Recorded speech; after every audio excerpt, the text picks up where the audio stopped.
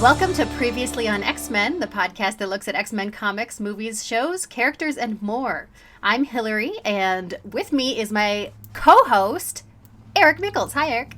Hey, coming in from the Savage Land, can you hear me? You're cracking up a little bit, but I think, okay, that's probably Sauron, actually. He's a pterodactyl god of some sort. Okay. You're having some sort of interaction with him? He's just in the air. When he gets in the air, it messes with everything. Just messes everything up. Okay, well, I'm glad that you could make it. Yeah. Listen, I know I said he's some kind of pterodactyl god, and I know that's wrong. But to the other pterodactyls, he is their god. He's their god. So it's right in a way. Yeah. Okay. Well, it's been a while, Eric. How you been?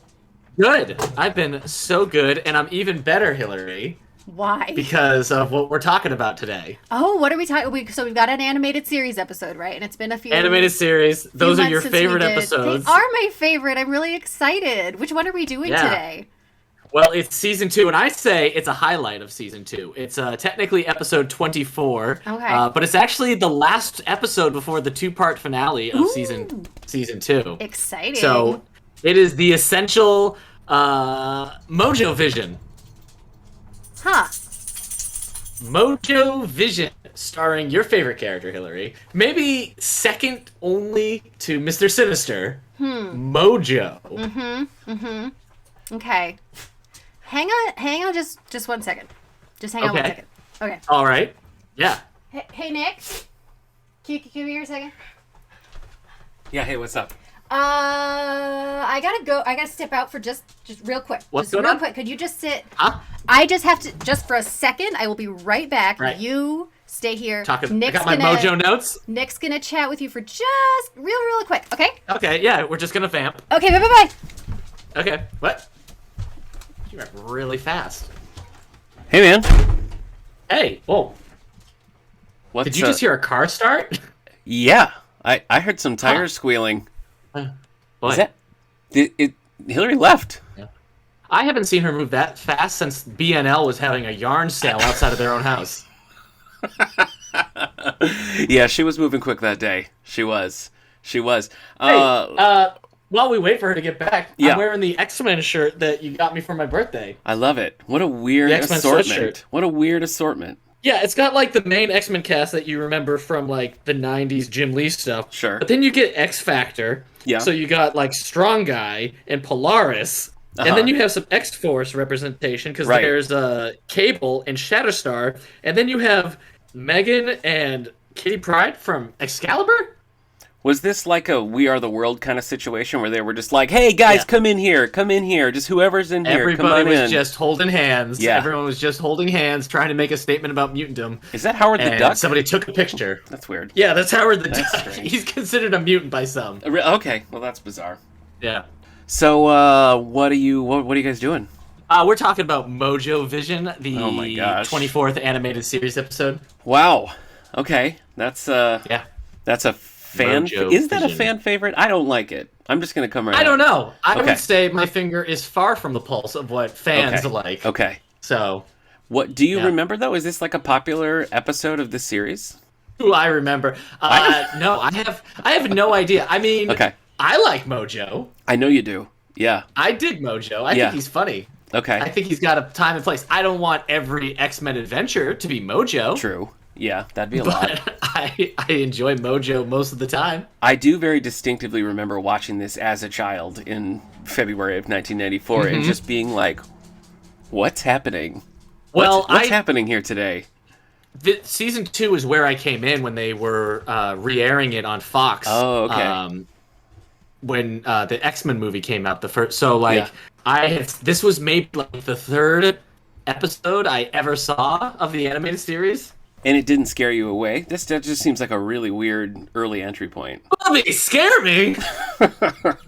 You get it? Hey, this episode originally aired February 5th, 1994. So I don't know if that's when you were watching this, if you have a day and date right there for yourself. This was appointment TV for me at the time. So yes, every Saturday it was like, everyone shut up. I got to see what happens next, especially season 1 because it was so serialized. Right. But this was appointment TV right up through whenever the Phoenix Saga happened, and I got so confused And then I kind of lost me a little bit. If we had a time machine, yeah, and we went back in time to February 5th, 1994, we would know where to find you. You could find me if you went on that Saturday. Yeah, 100%. And we could explain to you Mojo and why this episode was funny. That'd be good. And if you could give me a heads up on the weird running order and whatever's going on in the Phoenix Saga, I would appreciate it. Yeah. Those are the two things we would tell you in the past. Nothing else. It's really narrow. It's a really specific. Yep. I guess the rules of time travel. You know what I mean? Yeah. You can't change too much. I remember the episode, and I don't think she's coming back. So. All right. Well, we can just talk about the episode, and she can just jump in when she gets here. I'm sure she will. Yeah. This episode was written by Brooke Rachel. Okay. Brooke Rachel. That's it. I'm just sharing some writer info with you. I appreciate the knowledge drop. They also wrote The Dark Phoenix Part 4, Stormfront Part 2, and Jubilee's Fairy Tale Theater. And I remember the Fairy Tale Theater one not being that good. Yeah. Same. So, it's weird that they wrote a lot of just like parts of multi-part episodes. Or it's a strange. Yeah. They wrote for the Spider-Man animated series as well. They wrote for the Mask cartoon for 2 episodes. That makes sense because there's a lot of Mask vibes in Mojo's performance here today. Yeah, sure. And then a bunch of Wildcats, Iron Man, Gargoyle. So, wrote for a bunch of stuff. That Iron Man show is bad. I hear it gets good, though, season 2. Does it really? Yeah, I hear it's one of those shows where, like, they come in and fix it. Actually, I think Larry Houston of this show, of the X-Men show, was one of the people that goes in and fix it. But you know what? Don't quote me on that because I could be lying. I won't. I was all in on X-Men and Spider-Man. I didn't really watch that Avengers show that was concurrent with this stuff. And I have vague memories of the Brian Austin Green Fantastic Four, and I do remember the Iron Man show. But I was watching a lot more like older stuff, like Spider-Man and His Amazing Friends, and I had Pride of the X-Men on VHS, which I watched constantly. Okay. I'm sorry I made fun of you there. No, it's okay. I accept it. Well, let's talk about this episode then, this X-Men episode. All right. Because we open up with Longshot, so that's cool.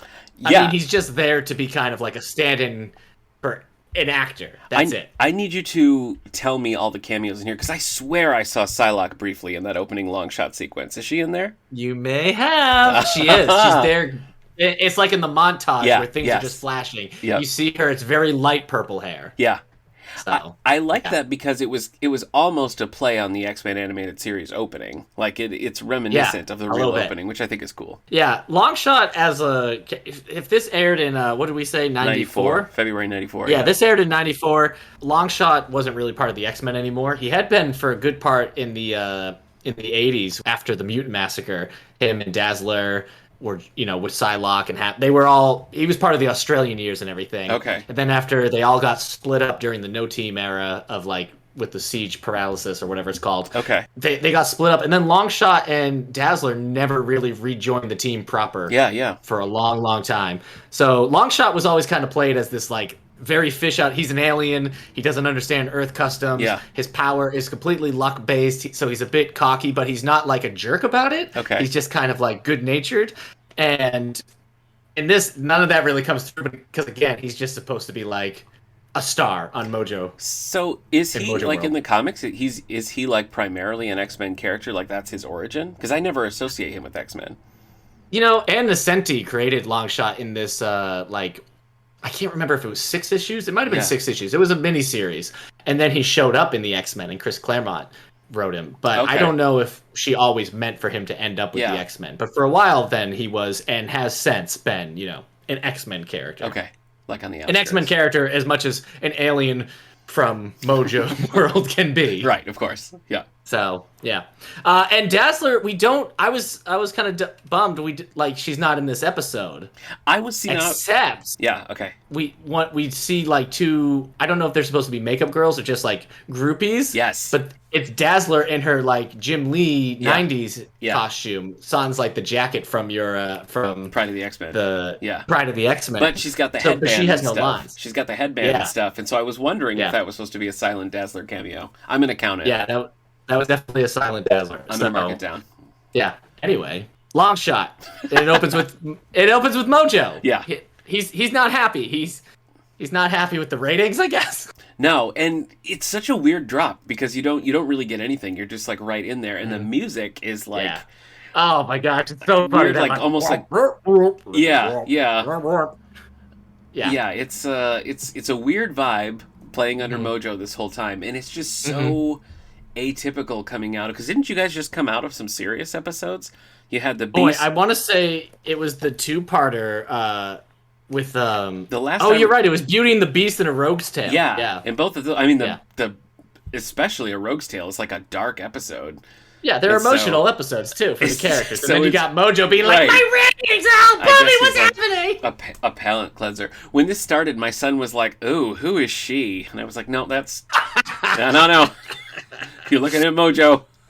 Boy. Also, okay, so Mojo is voiced by Peter Wildman, and I mean, at the beginning, it just seems like Mojo is being played as Short a little bit. Oh, yeah, I could hear that. When we first meet, like, that era Martin Short, the Ed Grimley Martin Short. Sure.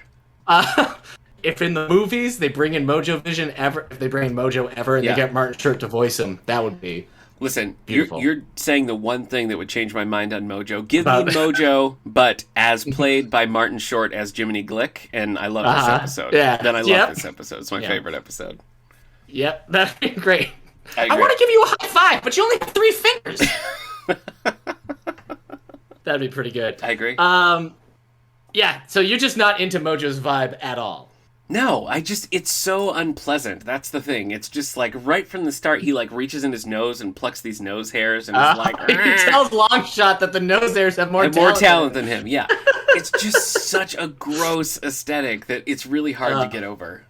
So the idea is that Chris Claremont made Mojo in comics to represent the comic book, like, publishers, like the editors in charge who are being like, do this, expand the franchise and everything. And so Mojo in the comics, he creates the X-Babies. Okay. And, you know, like the Muppet Babies and everything. So it's in that he's like, how can we dilute the brand and also sell more of everything? Yeah. And in this, he's the TV exec, and I don't think that really comes across like I don't think like the parody of Mojo comes across so much as like biting comments, because he can be like a TV exec, he can be a comic book editor, he can be all that stuff. And in this, really, he's just there to be funny. I guess maybe not to you, but it's not. I don't feel like there's any biting commentary at the Fox. No. Producers at this? No, it really doesn't seem like it. And that's what I mean. I was confused as a child, and rewatching it now, I kept thinking, like, who is this joke for? Yeah. You know, like, I guess I feel like kids would get that he's like big and over the top and like making the X-Men do silly things, but like I don't know that like the satire is really there, and that makes it it's not really satire, because like none of the bits that we'll later see the X-Men do are parodies of anything else that's on TV at the time and isn't popular. So, like, this seems like if you're going to do Mojo and you're going to parody other Saturday morning cartoons, you could do the X-Babies as the Muppet Babies. Yeah, definitely. You know, you could... at the time, I mean, X-Men was as popular as it could be, but you could have done a Power Rangers thing. Yeah. Coming off, you could have done G.I. Joe or Transformers or, you know, coming out of the 80s. It seemed like there was plenty to tease. Yes, and then like, I mean, jumping ahead a little bit, when there's the I Dream of Jean sequence, that was weird to me because the other ones weren't really clear, like even title puns on other shows that existed, and that segment is nothing like I Dream of Jeannie, so it's like, I don't get it. It might just be this show, because I feel like if Tiny Toons was to bring in Mojo, it would have just hit it out of the park. Definitely. You know, Tiny Toons was doing that stuff just every 5 seconds. Exactly. And was awesome about it. And maybe it's just not in the X-Men wheelhouse, but I feel like if you did an X-Men cartoon today and you did the Mojovision episode today, you would see stuff like, you know, Muppet Babies and I don't know, they'd be playing Among Us or something. They'd be Fortnite or something. I mean, without him having like a point of view, without it being like a criticism of something, it just ends up being like a real head scratcher. Like, even just recently in X-Men Gold a few years ago, he was being done. He wasn't being a producer of a parody anymore. He was being a parody of like the crotchety fan that wants things the way he wants them. So he wants Rogue and Gambit not to be married, but to be like on again, off again, and in their 90s, where he wants everything to be like how he remembered it. All right. So like he could be the Simpsons comic book guy. I was just gonna say, yeah. Yeah. Or he could be, the producers are like, what if he had a pony and the pony could talk and they traveled the country? But in this one, he's just there to be kind of a gross producer. Yeah, over the top. And again, I don't really think kids understand, like, he's making a TV show. I don't know. Yeah. But anyway, Mojo. He does make me laugh in this episode. I'm glad he does. There are some moments. I'm glad he does. Also, Domo makes me laugh. Yeah. Whenever he's like, what a wonderful idea, you bulbous one. Yep. You gelatinous. Yeah, no, that all works. That all works, and that makes sense. Yeah. But yeah, we're in Mojo World for what for you probably is too long of a time at the beginning. Yeah. It takes a while because he's firing Longshot and insulting him. He's talking about ratings, and then Domo shows him the X-Men, and they spend a lot of time with just Mojo watching some nondescript X-Men scenes. Yeah. Some clips from previous episodes, and then like just some like there they are on a mountain posing. He got some X-Men B-roll and just he's eating it up. He's just like the drama. Yeah, he loves it. The action. Yeah. There's some weird like pauses in his performance. Like he'll say something like the drama, and then it'll just pause there, like maybe he was supposed to be running back and forth or something. Like maybe they thought they were going to get like Aladdin's genie level of animation on Mojo, and then it came back to like, he's pretty stuck in place. Stationary. Yeah, he is. Yeah, he's a stationary character. He's just a cup of pudding. But yeah, he decides that the X-Men are good. They're going to be good for ratings. Yeah, apparently, Domo says they've done some testing with viewers, whatever that means, and it's already through the roof. So he's going to get the X-Men. Was Mojo the one who made X-Men Apocalypse? Is that how that movie came to be? Yeah. Okay. Oscar, baby, you look great in this makeup. You'll be unrecognizable. People will love it. You got all sand powers. It's what the kids love. Sand. I don't know, Mojo. You know what I know? Just do it, Boobala. Bubby! So cut to the X-Men at the mall. Here's the thing. Every time the X-Men are in the mall, it's Jubilee's fault. Even if she's not there, they're there to fix something Jubilee has done. They only go to one store, and the guy's like, how'd you break this? Like, you don't know Jubilee. Jubilee can't catch a break. She can't. Yeah. They spend a lot of time at the mall, and I'm a little envious of that. I remember the mall era. Yeah. It was a good time. Well, I go to the movie theater, it's in a mall, and the mall closes at like 6 on a Saturday. Sure. And I just don't understand. Like, that's gonna happen. No wonder the mall is dead. Yeah. The concept of the mall is dead. You're closed at 6 o'clock on a Saturday. I don't know. Jubilee would not be able to survive in today's mall society. We don't get a Jubilee at all. I wonder how come. No. Also, it took me halfway through this episode, and this might be, I don't know how many times I've watched this episode. This is the first time I've ever realized Gambit's not in it. No. Which seems like, again, if you were doing a parody of stuff, it seems like you just had Gambit there. Why isn't he in the Miami Vice episode? Yeah, exactly. Or why aren't they? Him and Rogue parodying some like soap opera or something. There's a lot of good potential. I wonder why they decided. Like, how did they settle on Jubilee and Gambit not being in it? That's a weird pull, I think. Yeah, it's tricky. I don't know how they why in one episode they're like, Wolverine, he's on a scooter somewhere. Right. Beast is taking a macaroni cooking class. Yeah. He'll be back with some macaroni. He's got to keep his skills up to date. Not for this episode, though. No. Cyclops asked some questions of this man in the mall that I don't understand. He says, does the TV have 1,300 scan lines? I don't know what that means. Do you know what that means? You remember the scan lines? Maybe. I have no idea what that means. Well, you remember how CRTVs and TubeTel, they would have the scant lines, and now if you play a video game from that era, they'll give you the option to turn on those old scan lines. Oh, okay. So I don't know if 1,300's better because you can't tell they're there. That could be. He says that, and he asks if it has a built-in surge protector, which I at least understand what that means. But a lot of snake oil going on in the early 90s. It's true. Yeah, he really needs all of that. Yeah, my CRTV knowledge isn't huge, but I wonder if if you have 1,300, it's like how in the early aughts, with video games, it was how many pixels does this video game put on screen? Or how many polygons? Thread counts on a sheet, right? Yeah. Same basic concept. Thread counts on the sheet. Yeah. The more threads, the less you notice the threads. I don't even want to think about how Mojo sleeps. Ugh. Standing up like a cow. No. No, I think they just pour him into a tube and he just... I don't want to tell you this, but I think his tail isn't just a weapon, it's nutrients, so he has to suck on it like a bottle. Oh, God. It's actually just recycled from him into the tail. Hilary said she'd be right back. Why? Here's the thing. I want to know this. Do you like Jabba the Hutt? Well, yes. No, okay. That's fair. I like Jabba the Hutt. I guess Jabba the Hutt isn't, being like, "Han, buddy, come on." Right. Oh, he is, isn't he? But he's just he can't talk very fast because he's stationary. Like, yeah. All right, so Mojo comes through the televisions to talk to Jean and Cyclops, and they just don't get it. They don't understand what he's selling. And to be fair, he's a bit vague on it. Yes. And then they're like, "We're leaving," and he starts shocking them. They both get shocked with the same amount of energy. Yeah. Neither Cyclops nor Jean has a power that allows them to absorb damage more than the other one, and yet for some reason, for F's sake, Jean is on the ground unconscious and Scott has to carry her to the bench. Has to happen. It's just like, Jean, really? I know. The scene cracks me up because Cyclops just won't stop blasting TV screens. It's like he's just in panic mode. Like Mojo appears on another and he's like, zap, zap. It's just like, dude. I know. The guy who owns these TVs is supposed to be like, will you? No? Like, leave the room, maybe? I don't know.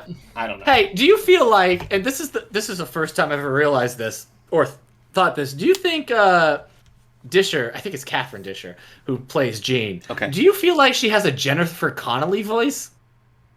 Okay. Maybe it's just me. No. I hear what you mean. Yeah. A younger Jennifer Connelly. Or today's Jennifer Connelly. She does everything like she's in like a semi-prestigious playhouse in Pasadena in like 1985, like doing drama. Like she's like, "Oh, Scott," with like everything that happens. He can't take much more. It's very melodramatic. She only has one setting, and that's it. She was Jill in Resident Evil games. Okay. Did she sound like that? No. Was she also Jill in that Adam Sandler movie, Jack and Jill? No, I don't think. No. Who played Jill in that? I think it was Adam Sandler. Oh, you know what? You're right. You are right. You're right. Okay, that was dumb. Mm-hmm. She does kind of play things like she's in a Star Trek episode. Okay. We don't have to... I mean, we don't have to start... She seems like a guest. Sometimes she seems like a guest on Star Trek The Next Generation. Who's like, our planet is peaceful. Yes. We have no defense. Yeah, I see that. I see that. Hey, you know what? She was also on Babar, and I wanted to bring that up because Mojo, the voice of Mojo, was also on Babar. Oh, so it's yeah. Hey, while we're dropping voices like this, I normally host This Andorian Life, and George Buza, who voices Beast in this, voices Chief Chirpa in the Ewoks, and you can hear it. Like you can hear it a little bit. Yeah. I don't think he was in Babar, but Hey, Spiral shows up. Mojo sends Spiral to get the X-Men. All the X-Men show up. Spiral shows up. She seems like she's cool at first, and then her dance is kind of this goofy circus tune. It's not great. But she teleports them, so it's nice to see Spiral. That's fun. Yeah. Oh, all the X-Men are getting captured by Spiral. Jean makes a break for it, trips on a cord. Mm-hmm. Jean, everybody. The Omega level telepath. Mm-hmm. Jean Grey trips on a cord. Yeah. She just trips and goes, ah! Gets teleported. She's human, Eric, just like you, just like me. I mean, she's a mutant, but we all make mistakes. Yeah. Yep. How could she have known the cord would be there? Impossible. And that it would be so plugged in, she'd trip right over. No way to know. Anyway, the X-Men are there. Mojo explains that they're going to be on TV and everything. And the X-Men take the higher ground and like, we only fight if we have a reason. Violence is not a form of entertainment. And Mojo cracks me up here because he's like, what do people want to watch on TV? Is it peace?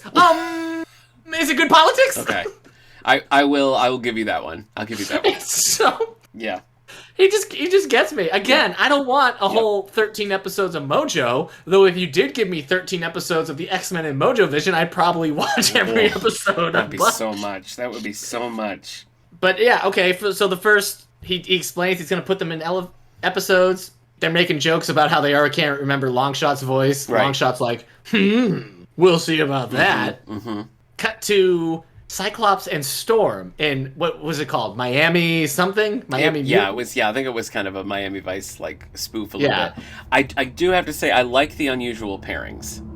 I think that's kind of fun. They are unusual. There's not a lot to do with those pairings except for the last one. Like Storm and Cyclops, they don't really have a lot of chemistry in any direction. Well, this is one of my problems with the episode, aside from Mojo, is like Storm and Cyclops. I mean, I think you could do something there because like they're both kind of, they could be kind of jockeying for who's in charge or whatever. They're the leaders, But I feel like they're just like on this speedboat dodging things. Like it's boring. It's not interesting, you know? Yeah, that's the thing with all of these. None of these things that he puts them in would be entertaining with or without the X-Men. No, not at all. So, which again seems like, because they're not parodying, I guess they're parodying Miami Vice with this, but it's not really like a thing. In 94, was Miami Vice still like cooking? Well, I think regardless, like it's not, it doesn't really even seem like Miami Vice. It's like outside of the pun of the title, which I guess is that it doesn't really, and like why not? Like why aren't their costumes changing and stuff? Like why aren't they put in these worlds? I don't know. I don't get it. Yeah. I don't get why you want the X-Men, and so the first thing you do is like break them up and put them in non-X-Men situations. I don't want to tell Mojo how to do his job, but I'm just saying. I like how while he's watching it, though, you just hear him go, laugh! Laugh! It's like Mandy Moore on Scrubs. Yeah. Oh, man. Oh, that's so funny. That's so funny. Mm-hmm. Yeah, again, Mojovision. There he is. So yeah, they're in a speedboat. Then the speedboat can fly. Scott's knocked down by the helicopters that are chasing them. Storm's gonna get away. They get shot down, and then they get trapped into the like action figures are just frozen in place. But Cyclops is in a real glamour pose, like hand on hip. He sure is. He looks great. He looks whatever he's doing, keep it up. So Mojo they're canceled. Are they canceled? Is that? Like the show is too boring? Okay. Well, Mojo says the ratings are through the roof. He's like, oh no, I might have to let them live. I mean, he's pure chaos. He's a chaotic character. Yep. Nothing he does makes sense. Yep, Dr. Chaos. Do you not like Q when Q shows up on Star Trek? I don't love the Q episodes. Okay, maybe I feel like maybe that's a bit of the Mojo effect too. Could be. Because here's Mojo, just like Q, coming in with a nonsensical thing. I mean, at the end, if Mojo was like, the Borg are coming, and they, then it'd be something. But yeah. It was about this point in the episode where my son was like, she's my least favorite villain. And I was like, again, Mojo's a man. Mojo's a man. And I agree with you. She's not great. Yeah. He's my least favorite character. Come on, Weston. Villain. Least favorite villain. Villain. Well, then he's going to have a hard time in another season. But that would be funny to see. Actually, when he does come back later in Long Shot, he's like, oh, great, this guy. I'm sure. I'm sure that's what it It's funny with the Beast and Rogue episode, because it's like Hank McCoy as the Beast and Rogue as Rogue. Yeah. It seems like a Simpsons joke in there. But at the time, what else could she have been called? I don't know. Yeah, the Rogue Beast one is particularly boring. It is. Because there's nothing going on except for the Brood. The Brood show up. Right. So that's fun. But then, nothing happens outside. A Beast gets shot out the airlock, and then Rogue is like, no! And they go into the sun. I just feel like this episode would have been so much funnier if they would have put them in familiar, like, sitcom tropes or something like that. Put them in some sort of, like, Home Improvement or whatever, some 90s show. And then still have the villains show up, like, into that scene. That's funny. Storm, you know Cyclops is Cyclops is David Hasselhoff, and Knight Rider is Wolverine. Right, yeah. It'd be great. I'm the best there is at what I do, bub, and what I do is burn rubber. Yep. That's funny. Yeah, but it was not to be. In the crowd, when everybody's cheering, you get to see the awesome android, so that's cool. Oh, okay. He's this big gray robot thing with a big square head with no like face on it or anything. Oh, okay. I like him from Dan Slott's She-Hulk run. So that was fun to see.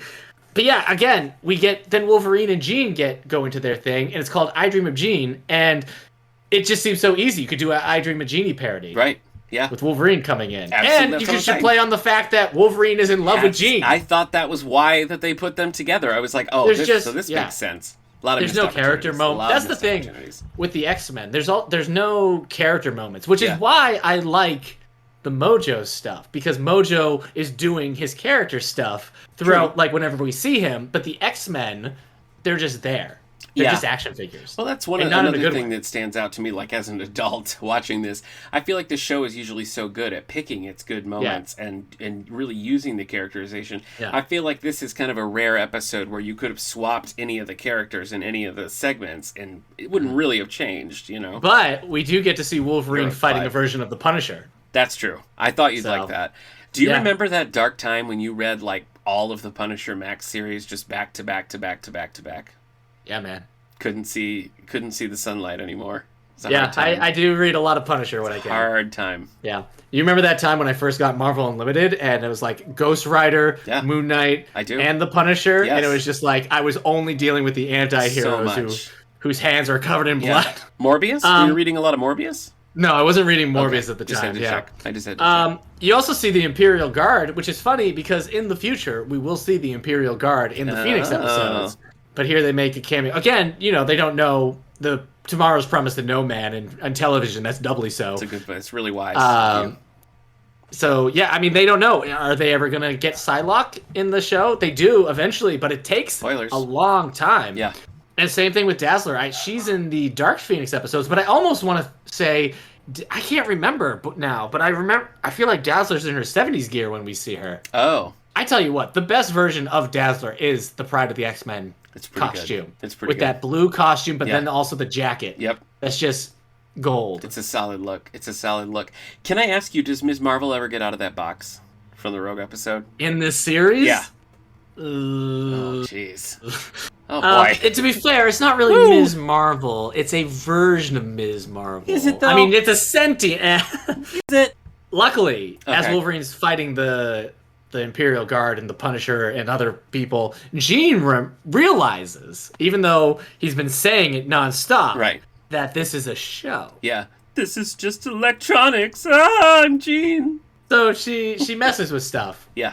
Outside of the television show with her psychokinetics. Yeah, sure, she got knocked out by a TV and then tripped over a cord and got knocked out again. Here, she remembered 20 minutes in that it was all fake and did something about it. Here you go.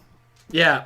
So... what was it he says? Longshot is there. He's in the control room, shutting everything down. And Spiral's like, what are you doing? He's like, I'm canceling them. Or at least taking them out of my time slot. So Longshot has the best lines in this, I think. There's some funny lines. Yeah, he's got one coming up that was gold. Yeah, and then the X-Men all get sent back. Yeah. Again, I feel like it's kind of anticlimactic. It's just sort of like, well, Mojo's over. Yep. It's funny because when they land, Cyclops is like, would somebody mind explaining to me what just happened? And I feel like in 2021, if they wrote that line, Cyclops would be like, well, that just happened. True. You're right. You know, they're very different, and they create very different effects for me. Mm-hmm. So, but yeah, then we cut back. The X-Men are just like, here we are, back here, and we cut back to Mojo. Because again, Mojo is where things are happening. Yeah. He's hip. He's today. Yeah, so it's Longshot and Spiral are flirting, and she says, because she has 4 arms, he says, I used to date a girl with 2 heads. And she says, was she nice? And he says, yes and no. I loved it. That was the highlight. Good. That was the highlight for me. That was laugh out loud. Yep. Yep. And also Domo's like, well, nothing lasts forever, especially in television. I feel like Mojo's supporting cast is hilarious. I agree. I think I would be really curious to know if there was a version of this script that was a little bit more of like a criticism of TV at the time, because some of these supporting things do seem to sort of say that there was something heavier there, but it doesn't come across. It's funny because Fox TV, like Fox Saturday morning cartoons, were just like so good for that con. I mean, you had Tiny Toons, you had Batman, the animated series, but you also had The Tick, which is hilarious. And like you'd think some of that would kind of Tasmania. I mean, Tasmania cracked me up as a kid. No, it was great. And sometimes the X-Men can be really, really funny, but like in those shows, it isn't. I still think Mojo has some pretty good lines, but he does. That's just me. He does have some good lines. I'll give you that. You that. He's back because he gets out of the rubble and he's like, "Longshot, baby, we're gonna do this." And then he sees on the TV that they're watching a jungle picture. Yeah. Cut to the Savage Land. This was jarring to me because I've been listening. It's crazy. Yeah. I've been listening to your episodes, but I haven't watched every single episode, like, as you guys have gone through them. Mm-hmm. And so I was like, what? I was like, did a new episode start? What's happening? It's so jarring. Because there have been episodes of the X-Men while they're on their normal adventures that haven't had this. Yeah. Why on earth they chose to insert it in Mojovision, the most inconsequential episode of the season. Yeah. But it's kind of important because Xavier's like, is that your Citadel, Magneto? He's like, yes, I built that Citadel. Watch out, there's Sauron. He's a very powerful adversary. Oh, that's Shauna. That's Kazar's wife. Right. You know? Anyway, see you next time. Yeah, you get hit with a lot of exposition, and it's a wildly, I mean, what is it, like 25 seconds, if anything, that scene? It's like nothing. Mm-hmm. Really weird. Yeah. Really weird. Yeah. You don't want to miss the Mojo episode for the Jungle Cruise stuff. But that's the episode. Did it go up or down in your remembrance watching it? No, again? It's the same. Okay. It's the same. Okay. I get its weaknesses. Mm-hmm. It's Mojo. I just like Mojo in general. Yeah. I can't explain it. Not like am I sold out for Mojo? I like when Mojo shows up. You do. I liked when he was in X-Men Gold. Uh-huh. I like it when he's done and he's funny. Yeah. I think he's can be a character that's very trying, and if you don't do him right, you can do him wrong real fast. But he's just such a wacky character. I don't know that I've seen a second Mojo episode. When does he come back, and what is that about? There's an episode called Long Shot, okay. where they come to the X-Men mansion and everything. Okay. Eric Lewald of this episode in his book previously on X-Men, The Making of the Animated Series, says, looking back, I'm glad we tried this. For some viewers, Mojo is a favorite guest villain. There is a level of maniacal humor found nowhere else in the series. Yet despite all the TV to production in-jokes, the stakes seem real. I don't know if the stakes seem real. Agree to disagree. Mm-hmm. But yeah, he says, I'm surprised that I allowed the story to progress like this. That I believe.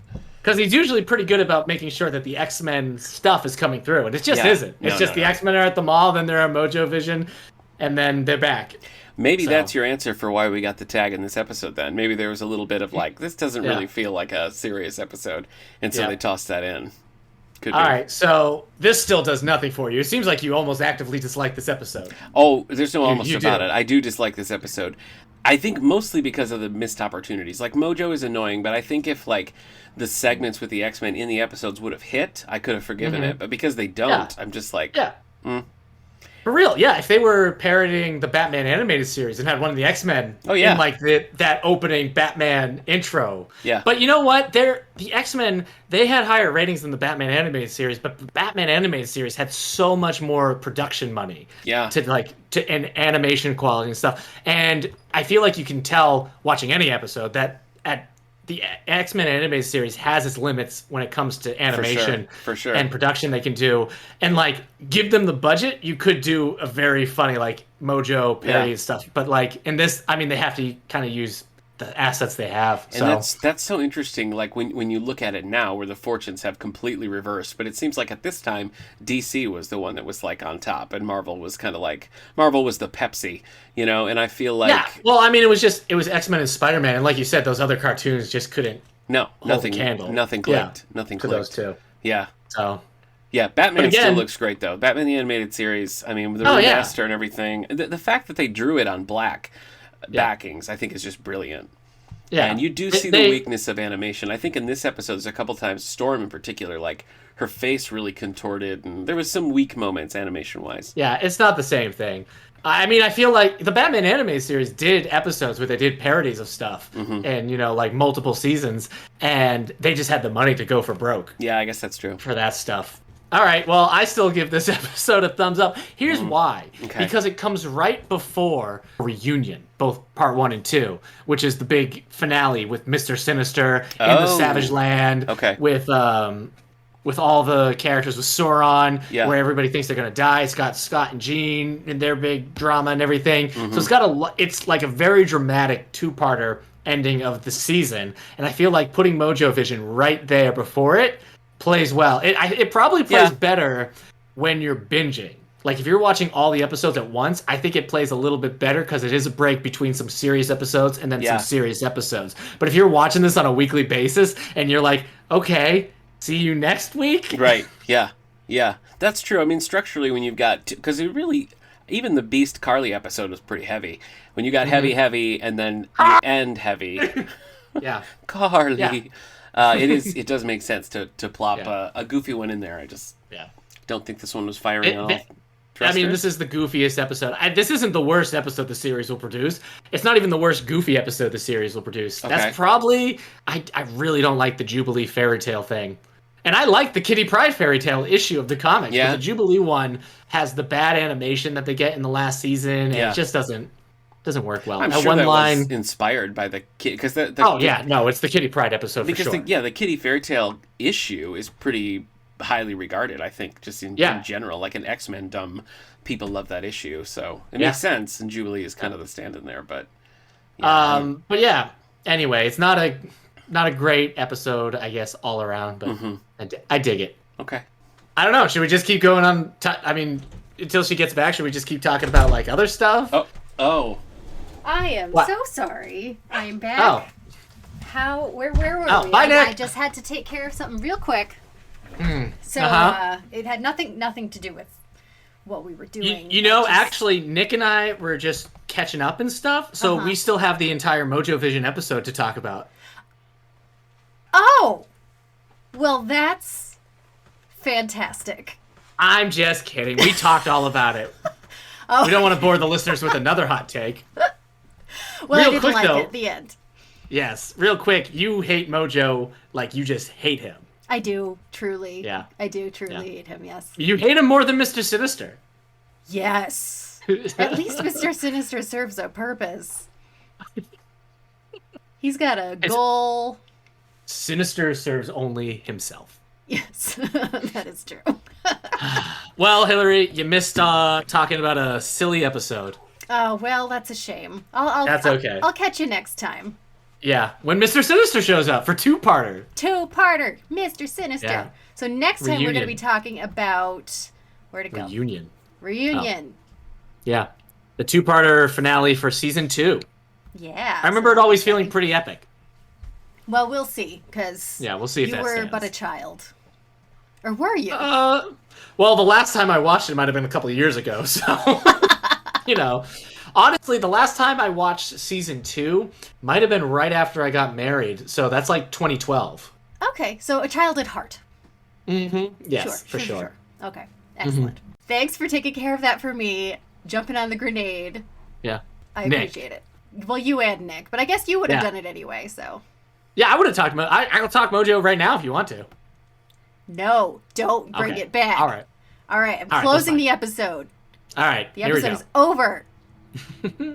All right. Thank you to Prophetic Music for our theme song. You can find out more about this show and others like it at our network's website, radiomeanwhile.com.